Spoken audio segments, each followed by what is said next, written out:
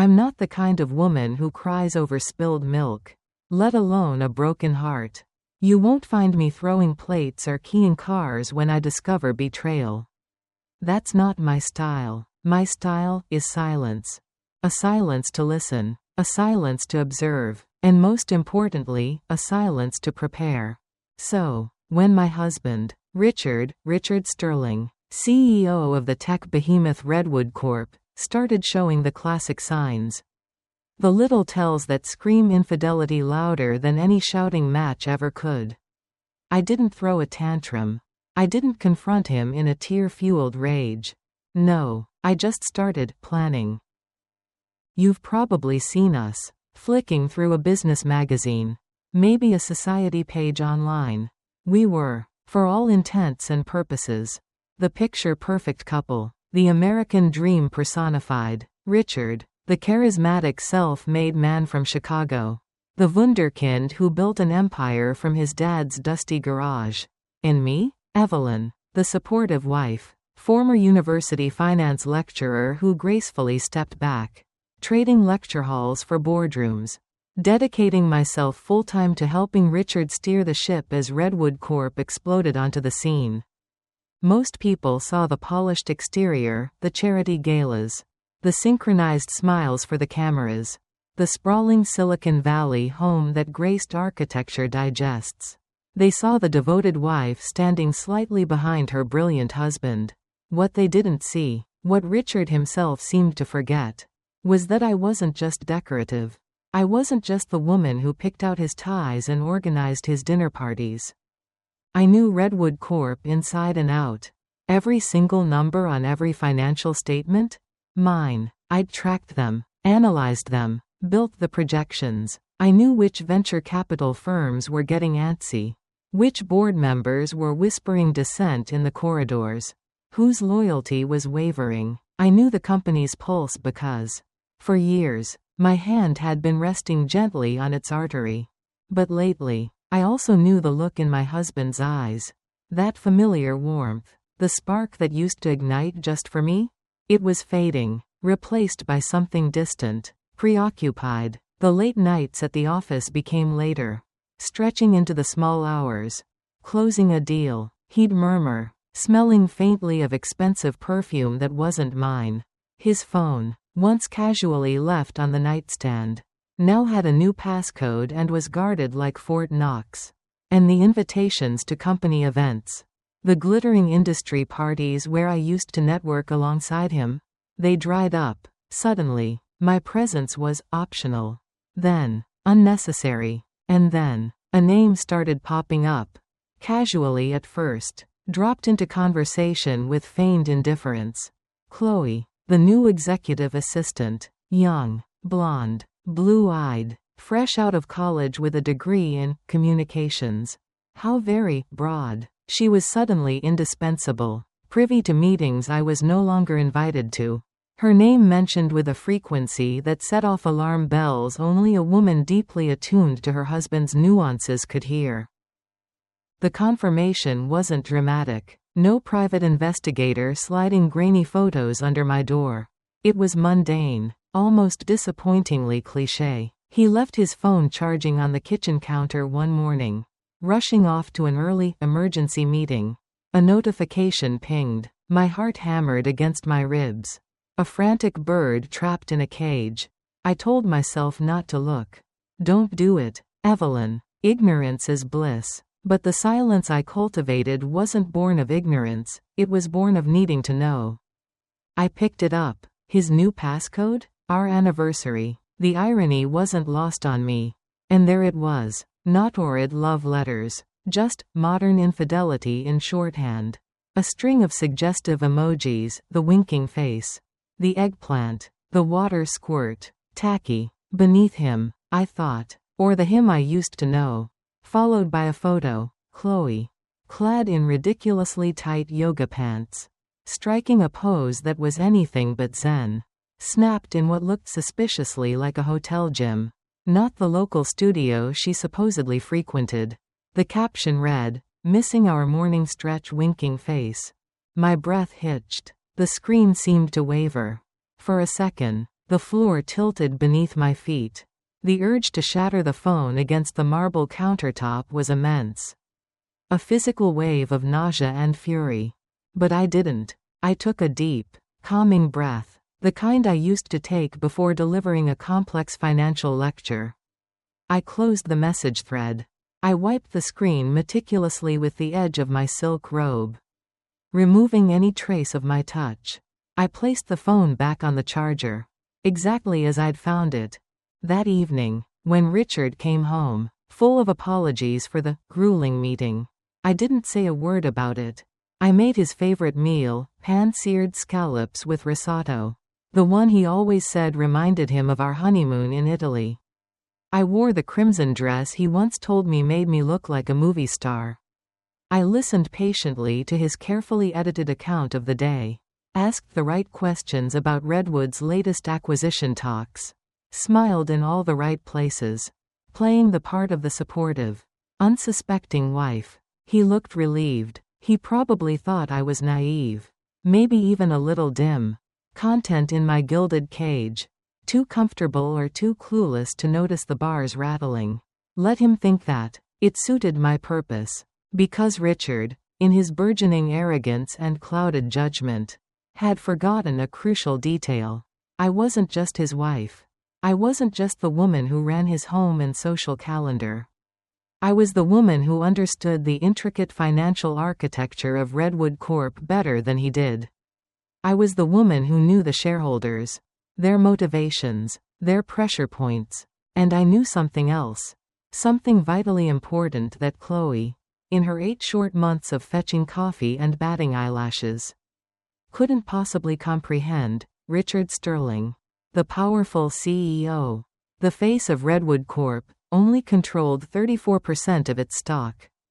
A significant chunk, yes, but far from absolute power. Far from untouchable. My planning began subtly. It started with flowers, specifically, a large bouquet sent to Mr. Arthur James, the 3rd largest shareholder in Redwood Corp. Mr. James was old school. He'd been Richard's father's best friend. An early investor who believed in Richard when Redwood was just a dream sketched on napkins. Now in his late 70s, his health failing, Mr. James rarely attended board meetings. His focus had shifted from quarterly reports to enjoying his remaining years. He'd mentioned wanting to divest, to simplify his estate, but only if he could find a buyer he trusted, someone who wouldn't dismantle the legacy he'd helped build. He held a crucial 17% stake in the company. I arranged a visit, ostensibly to inquire about his health and share some old photos I'd found of him and Richard's father.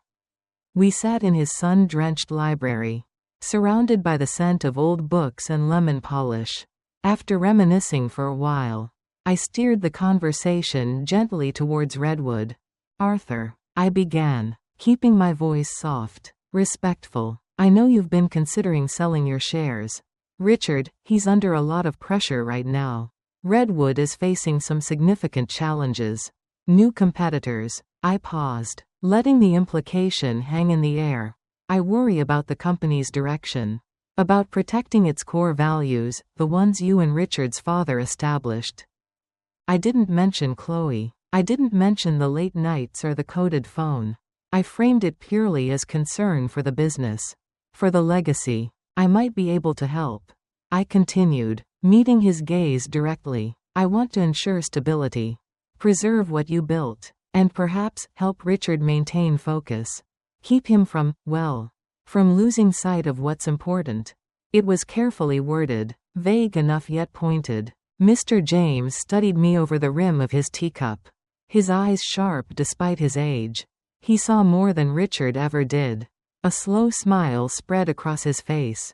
You're your mother's daughter, Evelyn, he said quietly. Smart, composed, always thinking 10 steps ahead. He didn't need further explanation. He knew Richard. He knew the temptations of power and success. He also knew my background. My intimate knowledge of the company. He wanted his shares in safe hands. Hands that wouldn't rock the boat violently but would steady its course. My hands. The contract was drawn up by his lawyers and mine. Discreetly. Efficiently. Within a week, the transfer was complete. It wasn't under my name, of course. That would have been far too obvious. Richard monitored major share movements. No. This required finesse. This required a layer of separation. Enter Lawton Investments. A boutique investment firm. Deliberately low profile. Its CEO? A woman named Jessica Thorne, sharp. Discreet. And, most importantly, an old friend from my university days. We hadn't seen each other in years. Moving in different circles. Richard had never met her. Likely never even heard her name. Jessica owed me a significant favor from our past. One she was more than happy to repay with absolute confidentiality. Lawton Investments officially acquired Mr. James's 17% stake. On paper, it looked like a standard institutional investment. No red flags were raised. Richard likely saw the filing, noted the name, and thought nothing more of it, just another faceless firm joining the roster. He had no idea the controlling interest behind Lawton Investments belonged entirely to me. But 17% plus my own small, long-held personal shares wasn't enough. I needed undeniable control. I needed a majority. Richard held 34%. Combined, Mr. James's former block and my existing shares brought me close. But not over the threshold. I needed one more piece. My attention turned to Sarah Holloway. A shrewd businesswoman in her early 60s. Sarah controlled a respectable 8% of Redwood Corp. She was known for being pragmatic, unsentimental, and increasingly vocal in her dissatisfaction with Richard's recent strategic decisions, particularly a costly, high-risk venture into AI surveillance technology that she felt strayed too far from Redwood's core software business. She felt Richard was chasing trends, driven more by ego than by sound financial sense. I approached Sarah differently. No appeals to legacy or emotion. This was business. We met for lunch at a quiet, exclusive restaurant, neutral territory. I laid out my concerns, echoing some of her own publicly known criticisms, but framing them constructively. I spoke of synergy, of returning focus, of maximizing shareholder value through stability and proven strategies. Richard is brilliant, Sarah. We both know that. I conceded. But brilliance sometimes needs balance. A counterweight to prevent impulsive decisions that could jeopardize long-term growth. I didn't explicitly state my intention to challenge Richard's leadership. I didn't need to. Sarah was astute. She understood the subtext. She saw the potential for a shift in power. One that might align better with her own vision for the company. I'm not looking to start a war, I assured her. Just to introduce a stronger sense of equilibrium. Ensure all major decisions are thoroughly vetted, representing a broader consensus among the key stakeholders.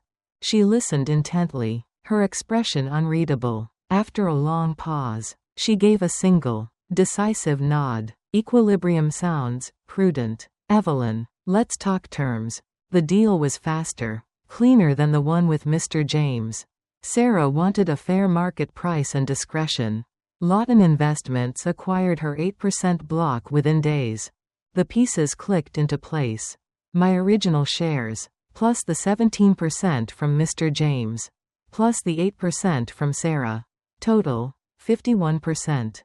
51%. The magic number. I, Evelyn Sterling, the quiet, supportive wife standing in the shadows, now held the controlling interest in Redwood Corp. Richard's company, my company, and he hadn't the faintest idea. The silence was my shield, my strategy, and now, my power. The endgame began on a Friday afternoon. Richard, brimming with a smug, self-satisfied energy I now found repellent, mentioned he was heading up to the company's Lake Tahoe retreat for a critical weekend brainstorming session with key personnel. Key personnel, I knew, included Chloe. It was his way of testing the waters. A soft launch of their relationship within the upper echelons of the company.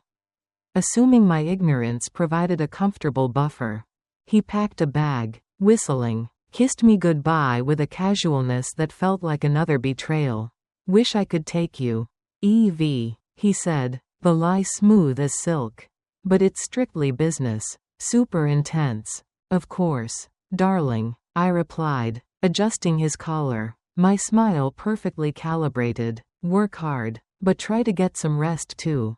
The rest, I suspected, would involve Chloe. Confirmation arrived Saturday evening. A text message, not from Richard, but from an old ally within the company, a senior engineer I'd championed years ago.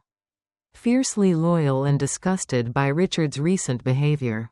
The message contained a single photo and 3 words. Thought you should see. The photo was taken outdoors, likely on the retreat's terrace overlooking the lake. Richard stood grinning, arm wrapped possessively around Chloe's waist. She wore a flowing white dress, looking every bit the triumphant mistress. Beaming up at him, they looked like a couple celebrating an engagement, not colleagues brainstorming. The background showed other senior executives milling about, champagne flutes in hand, tacitly accepting this new reality. My reality being rewritten without my consent. This time, the anger didn't just simmer, it solidified into ice-cold resolve. He wasn't just disrespecting me, he was disrespecting the company. Blurring lines, creating a toxic environment built on his ego and entitlement. I didn't reply to the text. I didn't call Richard. I didn't shatter a single glass. Instead, I opened my laptop. My fingers flew across the keyboard, drafting an email. Concise, professional, and utterly devastating. Subject: Urgent, Extraordinary General Meeting of Redwood Corp shareholders. The body was brief. Pursuant to the company bylaws, an extraordinary general meeting of shareholders is hereby convened. Date: Monday. 2 days later. Time: 9 a.m. Pacific Standard Time. Location: Redwood Corp Headquarters, 21st Floor. Boardroom Agenda: 1. Review of executive leadership performance. 2. Consideration and voting on the continuation of the Chief Executive Officer. Attendance by all major shareholders or their legal representatives is mandatory. Sincerely, Evelyn Sterling, acting on behalf of Lawton Investments and Associated Holdings representing 51% of voting shares. I hit send. The email went out to Richard, the remaining board members, the company secretary, and the legal department. The Tahoe retreat, I imagined, would soon feel a distinct chill. Monday morning dawned bright and clear, the California sun glinting off the glass towers of Silicon Valley. I chose my outfit carefully, a charcoal gray power suit, impeccably tailored, paired with understated pearls. No crimson dress today. This wasn't about seduction or playing a role. This was about control. I arrived early, taking my place not in the back row where I used to sit, but at the head of the long, polished mahogany table. My lawyer, a sharp, no-nonsense woman named Ms. Davenport, sat to my right, organizing her files with quiet efficiency. The 21st floor boardroom offered panoramic views, a vista of the empire Richard thought was solely his. The other attendees trickled in, their faces a mixture of confusion and apprehension. They knew Richard held the largest single block, but the summons, specifically citing 51% backing, had thrown them. They murmured amongst themselves, casting uncertain glances my way. I met their eyes coolly, offering polite, brief nods. Richard was the last to arrive. He burst through the doors, face flushed, tie slightly askew. He clearly hadn't slept. His eyes scanned the room, zeroing in on me at the head of the table. Disbelief warred with anger on his face. "Evelyn? What in God's name is this?" he demanded, his voice tight. "An extraordinary meeting? Who authorized this?" "I did, Richard," I replied calmly, my voice even, amplified slightly by the room's acoustics. "Acting on behalf of the majority shareholders." He scoffed, running a hand through his hair. "Majority? That's impossible." I hold the controlling interest. You hold 34%. Richard, I corrected gently. A significant amount, certainly, but not a majority. Ms. Davenport slid a folder across the table towards Richard's seat. Mr. Sterling, if you'll examine these documents, you'll find verification of recent, legally executed share transfers, Lawton Investments, representing the combined interests of Mrs. Sterling, Mr. James's former holdings, and Mrs. Holloway's former holdings. Now controls 51% of the voting shares of Redwood Corp. Her tone was clipped, professional, irrefutable. Richard stared at the documents, his face draining of color. He sank into his chair, speechless, flipping through the pages with trembling hands. The numbers, the signatures, the legal stamps, they were all there. Undeniable. The foundation of his world had just crumbled beneath him. The silence in the room was absolute, broken only by the rustle of paper as Richard processed his downfall. He looked up, his eyes finally meeting mine. The arrogance was gone, replaced by a raw, gaping wound of disbelief and betrayal. Not the betrayal he had committed, but the shock of being so thoroughly outmaneuvered. I leaned forward slightly, keeping my voice low but ensuring everyone could hear. Richard, I have no desire to air personal matters in this boardroom. My actions are driven solely by what I believe is in the best interest of Redwood Corp and its shareholders. I paused, letting the weight of my words settle. Your recent decisions and conduct have raised serious concerns about your judgment and leadership. They pose a risk to the company's stability and reputation. Therefore, acting as the representative for the majority shareholders, I believe a change in leadership is necessary. You can't do this, he whispered, his voice hoarse. I can, I stated simply. The votes are here. I gestured towards Ms. Davenport's files. For the good of the company. Richard, I strongly suggest you tender your resignation as CEO. Effective immediately. We can discuss a potential honorary title. Perhaps a consultancy role for a transitional period. But your executive authority is concluded. He stared at me, the man I had loved, the man I had built this empire with. In his eyes, I saw not just shock, but the dawning, horrifying realization that he had underestimated me completely. He had dismissed the quiet woman by his side, never imagining the steel beneath the silk. There was no dramatic walkout, no table pounding. Richard was a businessman. Cornered but not stupid. He saw the checkmate. After a tense, whispered consultation with his own hastily summoned lawyer, he agreed. The resignation was signed before lunch. Within 2 weeks, Richard Sterling had quietly exited Redwood Corp., the company he built. The official story spun by the PR department was amicable, a desire to pursue new ventures, to spend more time on personal projects. Only those in that boardroom knew the truth. He kept a nominal title, a face-saving gesture, but held no power, no influence. And Chloe? Her contract, conveniently, was not renewed at the end of the month. Performance issues, the HR email stated vaguely. No drama, no confrontation, just quietly gone, like a whisper erased from the company records. I didn't enact a purge. I didn't fire loyal employees or embark on a vindictive campaign. That wasn't the point. The point was restoring order, protecting the asset we had built together, and reclaiming the respect he had so carelessly thrown away. I took back the power he assumed was his alone, the power he wielded irresponsibly, the power he thought I, just his wife, could never touch. I never raised my voice. I never resorted to public humiliation or messy online exposés. There were no tearful confrontations, no pleas for him to change. I simply observed, I planned, and when the time was right, I acted, decisively, quietly, because that's the thing about silence. The thing people like Richard always forget. It isn't weakness, it isn't passive acceptance. It's the space where strategy takes root.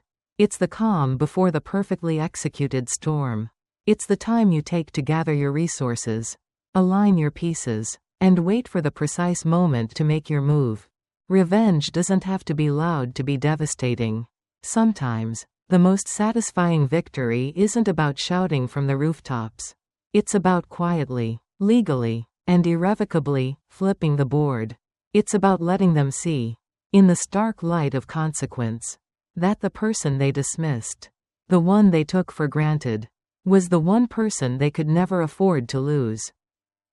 This is Revenger Ruby. If you enjoyed this story of sweet, silent revenge, don't forget to like this video and subscribe to the channel. You won't want to miss the next tale.